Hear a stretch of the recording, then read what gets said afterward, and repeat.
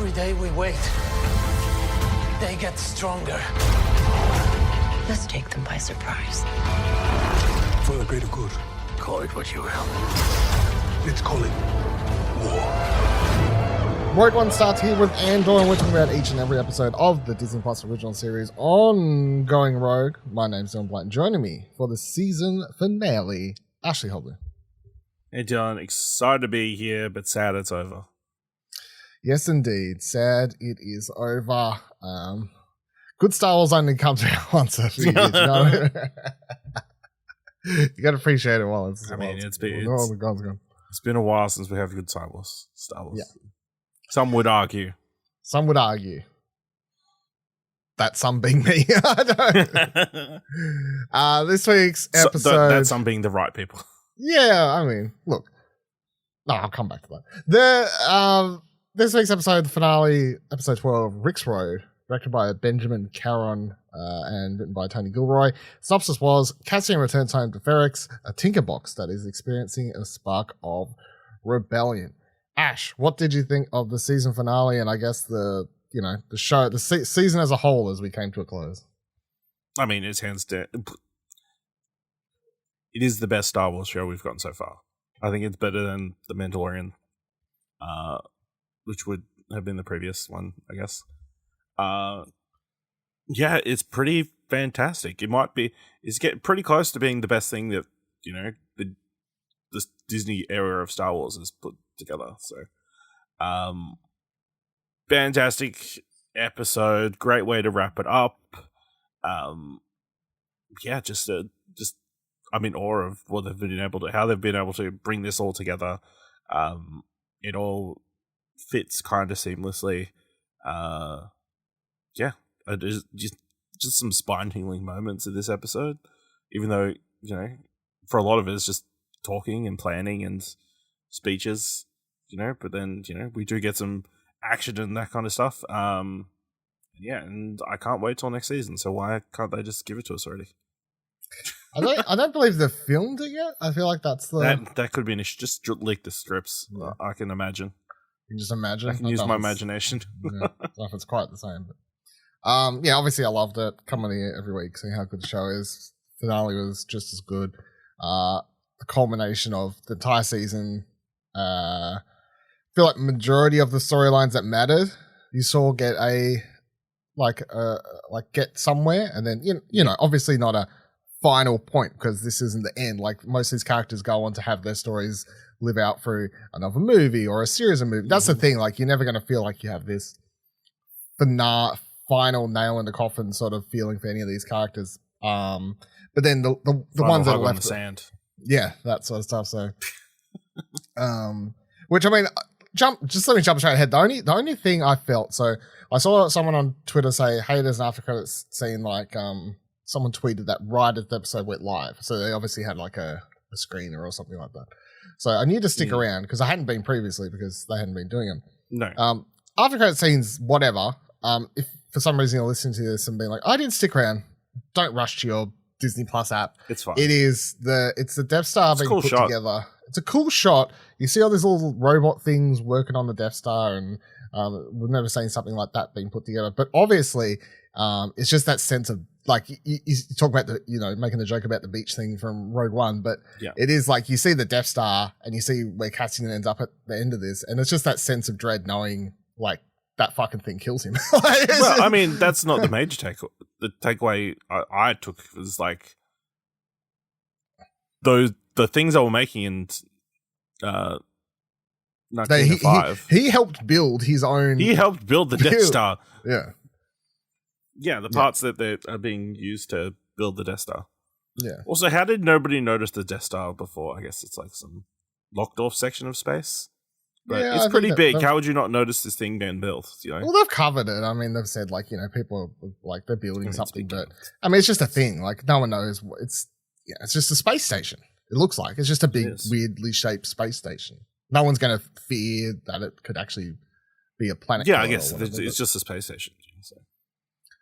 Yeah, but I mean, that's the thing about this show, I guess. Like, and you know what I would like? I would like a do like a fun sitcom about them trying to build this out the Death Star. Because Kevin Smith that looks kinda like it's like a difficult process. You know? Yeah, so the thing about that after credit scene is it really is just continues the thing about the cause and effect. Like, hey guys, this is where it's all leading to. Yeah, it's just the ripples of everything is what makes it so interesting. He literally helps build. I mean, he gets forced. It's like he was choosing to build it, but No, yeah. he's building. He was building the thing that's going to kill him. I mean, and other people, but oh yeah, I don't even know where to start. But I just love the tension, I guess, and it's not the first time this show's done it. Like several times over the show as they build up to these big like thrilling sequences and episodes. Usually every third episode, as they finish up an arc, is usually this rather thrilling moment. But again, they do it here back on Ferrix. And another thing, just quickly, I complain so much about coming back to like returning to cities and planets and so much. Like, I do not have that here because it's way different. Because there's no sand. There's no sand. That's the thing. It's dirt. But yeah, I was thinking about it afterwards. I was like, damn it, let's come back to Ferrix. If I was coming back to fucking Tatooine, I would have been. I'm pretty sure they're never coming back here. I don't think they're coming back here. No, I think that they're done Dunsky here. But yeah, just the slow build up and that's the thing. Like it is as a description says, a tinderbox. It is that slow build to the eventual explosion. And when the explosions go off, it's just that one kid throwing that bomb he's made and a million other fucking. Man, what a way to start like the episode of this little kid like just making a bomb. Yep.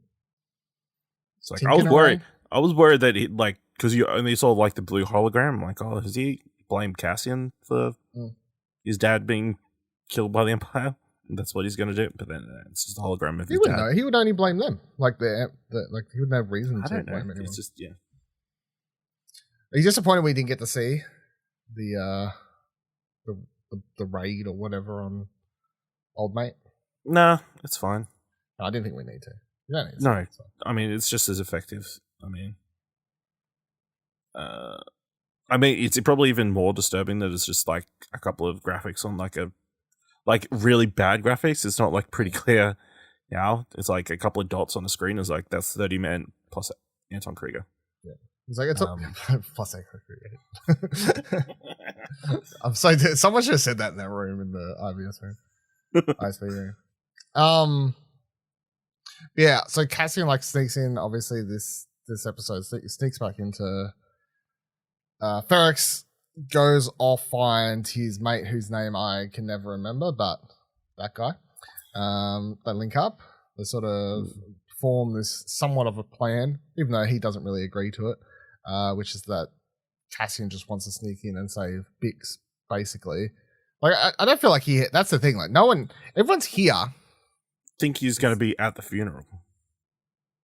Well, who? No, everybody's there thinking he's going to be. Yeah, everyone's there thinking that procession. Cassian's going to show up at the funeral, and everyone's showing up thinking they know exactly how this is going to play out. Like they're like, he'll show up at the funeral, we'll do this, and then even Luthen's like, they'll show up, they'll capture him, we'll go into the hotel, we'll kill him there. Like everyone's sort of like playing out, and then every idea that everyone has for how this will go, no, is how because Cassian is actually smart enough to realize. That's a bad idea. Something that no other character in any other television show has ever done before. Actually had like walked away from a terrible, terrible situation. You know what I mean? Yeah. Or at least manipulate it for their own gain. He doesn't really manipulate anything. He just... Well, he played on their thinking he was going to be there and become put all their force and energy towards the funeral rather than guarding Bix. You know what I mean? Yeah, true. So he even draws them away by being spotted. I think he meant to get spotted, and someone what at the snitched on start? him. Oh, so the dude goes and tells on him or whatever. Yeah, but you know what they say about snitches? They get stitches. They get a bunch of debris shoved. Yeah, I was going in their to say face. they got a bunch of rocks in his face. So I don't know if that's how that's supposed to go, but yeah, I mean, obviously the highlight of the episode and thing that sort of makes the whole episode come together, and the boiling point that makes everyone explode is what is her name now? Marva. Yeah. Marva's speech in the hologram that she gives to everyone, which, this fantastic performance. Like, obviously, the whole season, Fiona Shaw's had this really good performance, but this is the highlight, this really sort of rousing speech about, continuing on the themes that every other character has talked about this season of, sleeping, not paying enough attention, becoming too sort of layman in letting the Empire sort of roll over us. And just that it really, I feel like this is when a show gets one of these speeches right, you know what I mean? Like a rousing to fight speech. When they nail it, you just feel like those goosebumps or whatever. And I feel like this is 100% a nailed it one, because as old mate comes over, tries to cover up, and she's just saying fight or whatever, and then shit just breaks out. You're like, it 100% achieves what the idea. And fuck that Empire guy who throws his cape on B2. Yeah, he flips him over. Flips B2 over. Piece of shit. Gets all the he deserves with getting beat the shit out of him. Somehow it doesn't die though. That's a shame. Disappointing. That is a shame. It's something to look forward to for the future. But Fiona Shaw's amazing in this just one speech that she probably shot on a green screen. Yeah. With nobody around. I think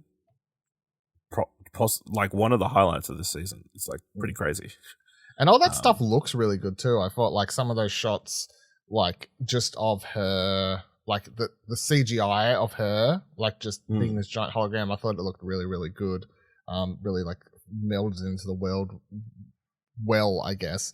There was a few other shots I thought that was done here well. Just there's that sort of sweeping shot of the street, like as the camera moves towards the Ferrixians, I guess, or whatever, as they're like moving toward, you know what I mean? That one, it's like sort of comes through. There's another one that follows, what's her face? I just runs into the love the whole funeral procession, I think, from the anvil first dropping.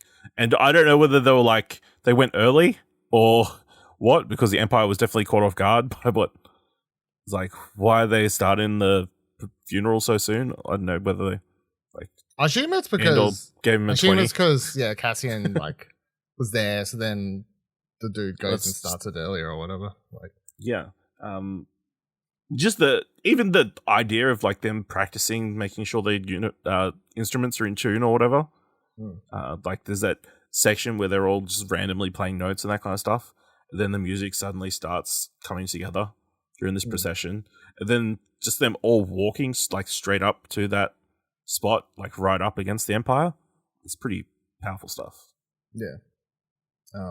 And it's the music works really good. Like it's for the like tonally, I feel like it worked really, really good for the piece as well. Always good. It's always interesting when you can have something like this where the scene doesn't actually need any composed music in the background, because what's actually been playing on screen is fitting perfectly. Yeah. Or I can't remember what the term is for. Yeah. Music in the world, it's always really good when you see something like that pulled off. I really like the shots combined with Bix too, like where she's humming the song at first and then saying the lyrics or whatever afterwards and all that sort of stuff. What do they chant? Is it Stone in the Sky? Stone in the Sky, Stone and the Sky, or Stone in the Sky. Well, Stone and Sky something.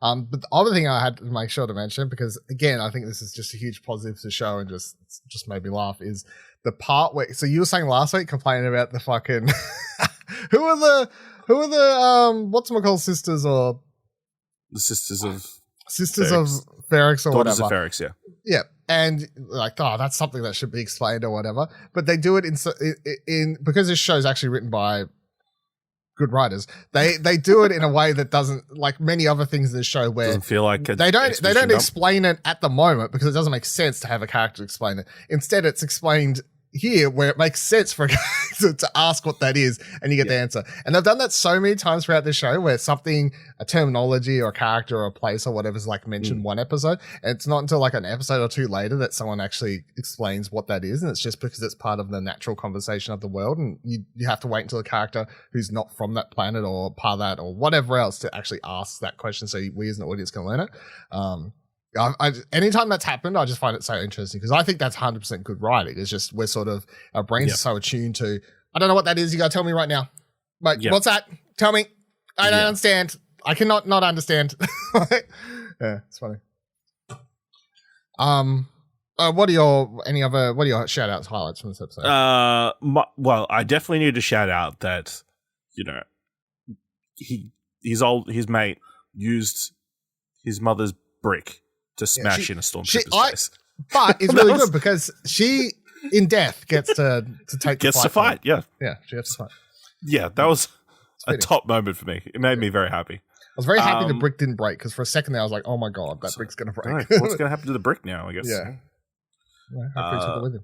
Also, like, maybe come back a little bit. I love the moment of Andor finding his father's brick. And like having a moment flashback there while he's sneaking in. Flashback of like, you know, looking and finding value in things that maybe other people don't value or aren't paying attention to. You know, that scene says so much about Andor's point of view on the world, I guess, and like all the galaxy or whatever. I will say I didn't love how they used the manifesto that what's his face, the kid Karis gave him. He just starts listening to it at some point for no apparent reason. Well, I assume it's because he got it and like he picked it up at the end of the last episode, obviously. Well, he picked it up last episode. Now he's just listening to it randomly. You know? Maybe he's listening to it again. Maybe he's like, it's a big inspiration point for him now. Yeah, but I would have loved to have seen a little bit more around that. Yeah, just the comeuppance of the snitch dude. I love that. And then, you know, the escape, I guess, of them through onto it. That's the ship that he stole at the start of the season, right? I think so. I'm pretty sure the one in the. I feel like it is. He was using to get to the planet where he murdered 2 people. Yeah, I think so, but well, yeah, I don't want to say 100%, but yes, I think so. Yeah. Also, we get a Cyril Deidre moment that will make all the shippers very happy, even though it was like very fucked up. Their pairing is very fucked up, but yeah, it looks like Cyril's going to be back in the Empire, you would assume, but next season. Well, I mean, like she's getting carried off, rightfully so. Then he comes in and I don't know why they pulls him away. It's like, hey, this guy's got her. Yeah, that's what I was annoyed about. I was like, this one guy's, he's like, I've got her, guys. They're like, yeah, I got a gun. You guys keep doing riding. what you're doing. Yep. So why didn't they that was just a bit kiss? weird, You know, I'm so glad though. It didn't happen. Should have punched him in the face. I thought he should have tried to kiss her because she was so rattled by everything. It would have been extra messed up, which is what their entire relationship appears to be. And I did love the whole when the kid throws the actual bomb, it sets off all the munitions that they moved so they could show off to them that they've got all the munitions. Yeah. So really, if they'd have left all the munitions in the hotel, they would have been fine. Yeah. That explosion looked really good too. It did. I assume it's probably practical. Yeah, I think it was practical because of that's a set. It looked really good. Yeah, I think actually now I think about it, like obviously we had that first look like ages ago of them shooting Andor, and it must have been this Ferrix set. Yeah, because a lot of it was from because this obviously anyway. they've used it a fair number of times. Yeah, I don't know. Like obviously, I said it those first few episodes, but just to reiterate, because I haven't said it for like last 8-9 episodes or whatever. Yeah, this show looks so good. Not shot on that, goddamn. And I know some of it is. That's understandable. I'm not saying don't shoot on it. I'm not saying don't shoot on green screen when necessary. But my God, does not shooting everything really when good. There's no reason, having stuff be real and whatever else. It just looks real because you can tell it's a set. That's the thing. Compare this to the Book of Boba Fett showdown in the city versus the fucking whatchamacallit. You know what I mean? Like it's just the raging. there were no like hover bike races, so chases. Or... Still, just night and day. I mean, there's just the shot of like Bix and Andor like walking down a a alleyway and then a bomb goes off in the background. I think stuff like that is like simple, but like looks super great. It's the small stuff Yeah. that actually tricks your brain and drags you into stuff. Movies do. It's not usually the big stuff. It's the small details. Yeah. That's why they always talk about on Corridor Crew about like bad CGI. You know, it's actually the small stuff that you maybe can't put your finger on, but throws your brain off. You know. So, yeah. I was gonna say, so season as a whole, we know that. How do you feel about coming into the end of this and then going into season 2? Because we know that season 2 they're going to like sort of jump around in years every sort of arc a bit more. So seemingly at the end of this, obviously you have that cool moment where Cassian leaves all his friends. They go off one ship and then he goes and because obviously he sees Luthen there, so he knows he's there and he's smart enough to figure out why he's there. He goes and sneaks onto his ship and he has that whole moment where he's like, either kill me or he let me disables the join you, robot, right? I don't know if he disables it or the robot's just being quiet because it's like he knows somebody's there. Yeah. So either way, I mean, so he has that whole moment and then Luthen lets out the little smile. So we know like going into next season, Andor's going to be more of the. You assume that it's well, actually, I'm not going to assume, but I would say it starts with him getting a bigger look at what the Luthen's rebellion is like. Yeah, should we get who's involved? I feel like we have to get some sort of time jump, like straight away, like a couple years or something like that. Which is or not. He just takes him back to Coruscant and see what happens. Could be because a lot of it. That's the interesting thing, and I'm kind of going to be. I would love if they go like, man, this show's done so well. we're gonna make it longer because at this stage, this season being maybe taking place over a year or 2, maybe max. I guess it depends on how you want to look at time, but at max, I guess.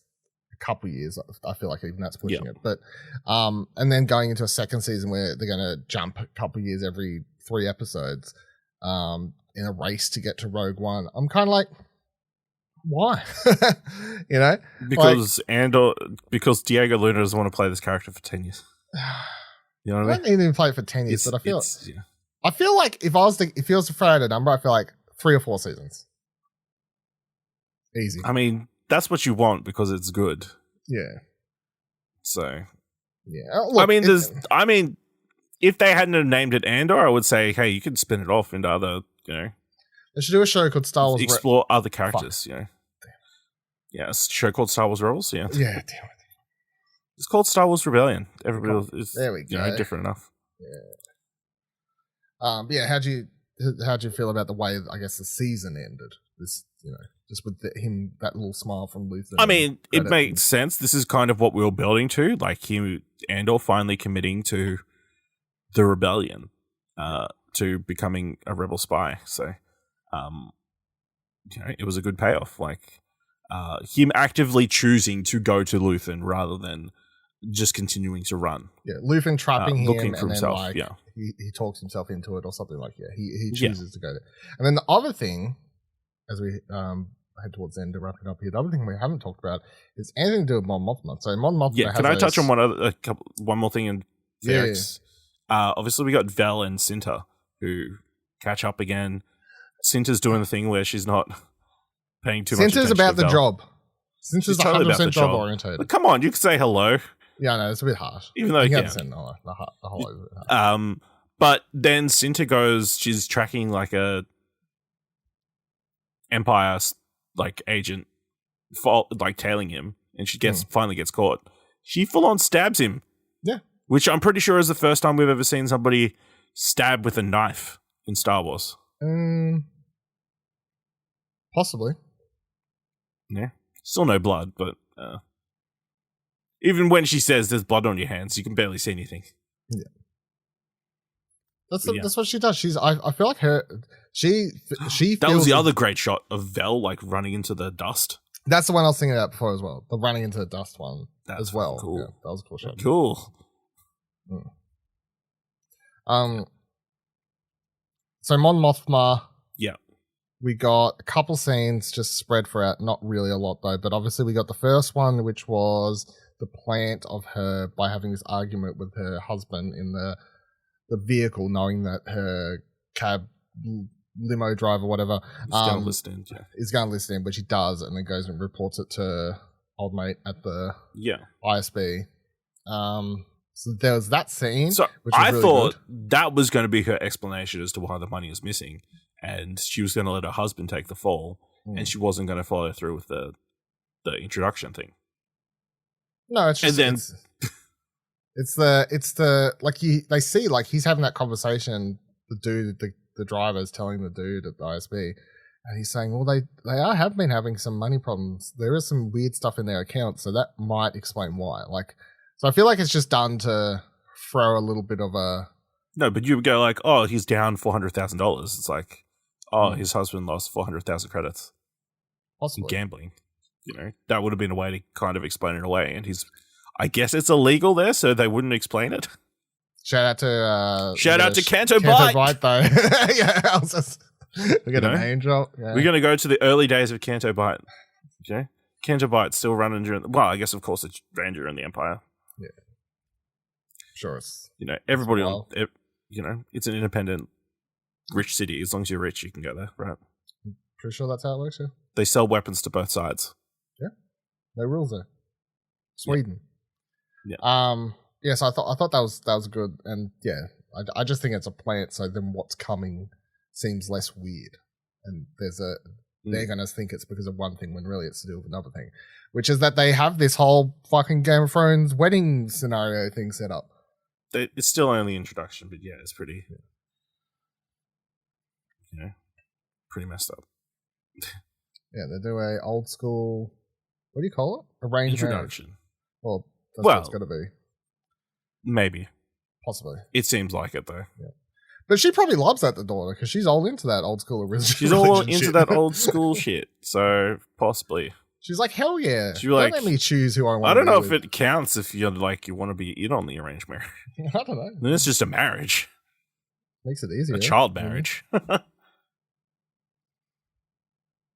Yeah, so that was not too much from Mon Mothma, but that's really all you need to see, because you know that, so they had the meeting, which means she agreed to it, which means she gets the money problem solved. That's it. Like, the money problem solved. She's found a way to like explain any discrepancies or plant it away.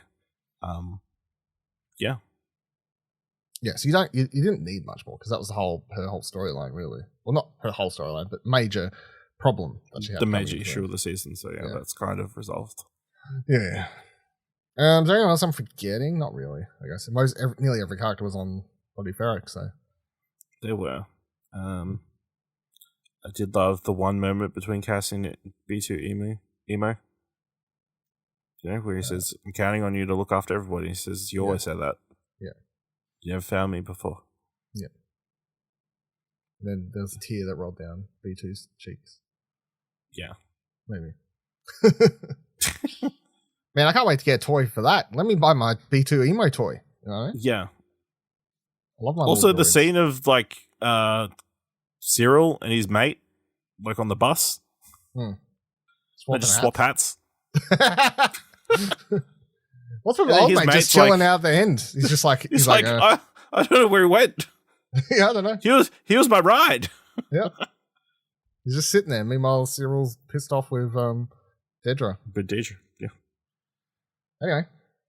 All right. Yeah. Fantastic. Absolutely fantastic. Andor is definitely one of the best shows of the year. Easily the best Star Wars Disney Plus series.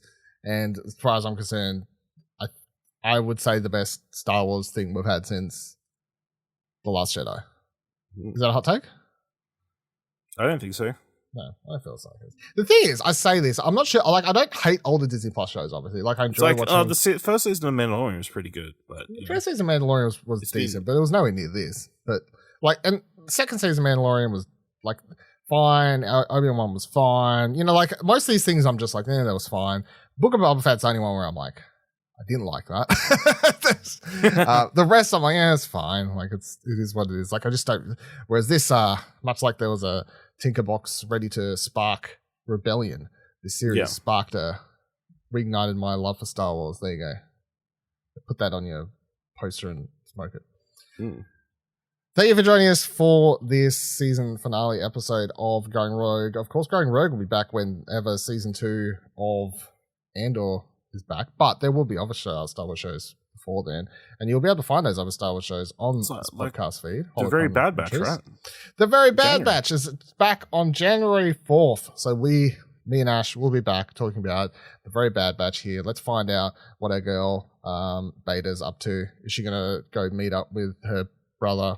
I don't know. Like, let's see what's happening. See what's going on in that television show. Alpha, Omega, Beta, Zeta.